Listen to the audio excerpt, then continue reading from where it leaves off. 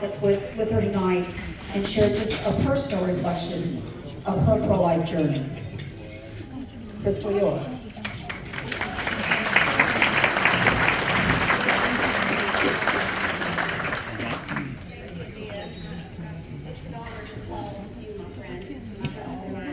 Really appreciate you and the 6 months that we've got to know you through Pastor Mark Carroll.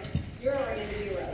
You are a warrior on the front line, and you're a fierce leader, and you're now one of my leaders and mentors. We can talk for 3 hours, y'all. We have to hang up, okay? But I'm just so thankful to be here. It's such an honor. And I just want to be really quick about this before we come up and sing. I wrote it down because I get off the mark, so here we go. I am one of the faces of the 1%. You know what that means, don't you? I am the child that most would understand if the mother ended my life in the womb because of how I was conceived. My mother was 18 years old when attacked at knife point. He was a man in a rock band. That's kind of ironic if you can ever hear my little girl sing. God knew what he was doing when he allowed me to be born. She'd been introduced to him, and after refusing his advances toward her, that's when it happened. She had a full life ahead of her. When she left home without telling her parents what had happened, there were some who told her she had every right to abort me. I mean, think about it. Who wants to carry the child of a rapist? Especially to look in their face. After finally her telling her mom, my Grammy told her to come home. She had known something was wrong and was praying for her. She told her that they would help her. In June of 1978, I was born. Hi.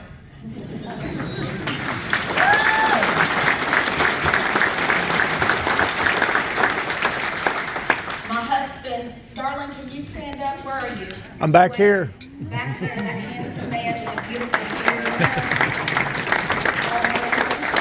He's really glad I was born. Absolutely. Just nod your head and smile, baby. When I later asked my mom why she chose life, knowing who my father was, she simply said, "You were innocent." Adi and I had a few tears over that phrase.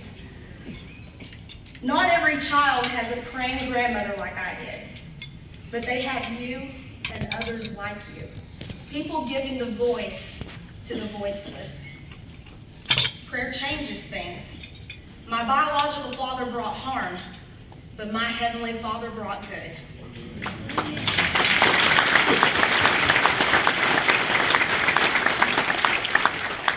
I've been blessed to carry the gospel and see many come to know Jesus. Some are even now pastors and missionaries. One of them I went to school with, and I'd tell him every day, "You're going to be a preacher, Curtis," and he would colorfully tell me to be quiet. Well, he's a preacher and a missionary now, so Curtis. God had the last laugh on that. Literally hundreds of thousands of people have heard about Jesus because my mother chose life. My stepfather being one of them.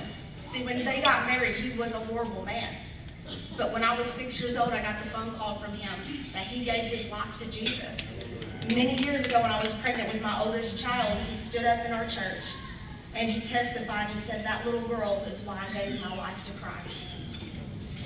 It's not because I'm anything special, but it's because our Father has a plan for each and every person in this room, in each and every life that you touch. Sometimes we forget what God can do with the 1%. My own daughter had a choice to make just this past year. Pregnant out of wedlock at 17 and the daughter of a pastor, she had felt that she had failed us. But our sweet grandchild, she's in labor right now at home, y'all.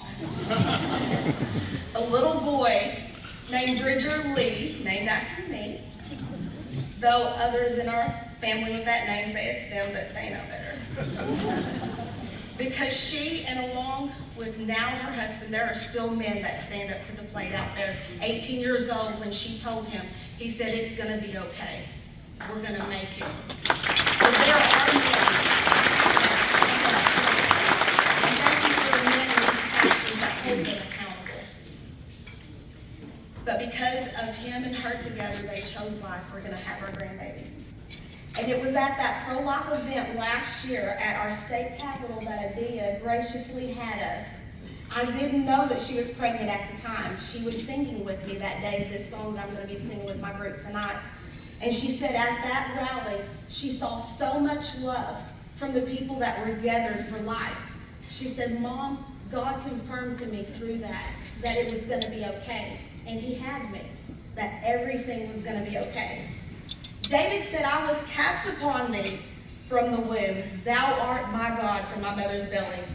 I could go on and on with how good God took a tragic tragedy, he turned it for good. I'm now married and serving with my wonderful husband who is a pastor. We have beautiful children and grandchildren, a wonderful congregation.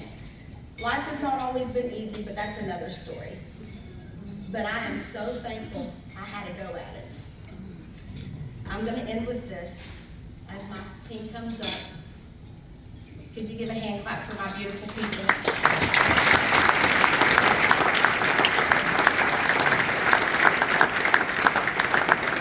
As they're coming up, I want to take just a second to say thank you all for the tireless work you do. Like I said, you are the praying grandmother, grandfather, aunt, uncle, friend, standing in the gap for the babies and their mamas. My name is Crystal York, and I am one of the faces of the 1%.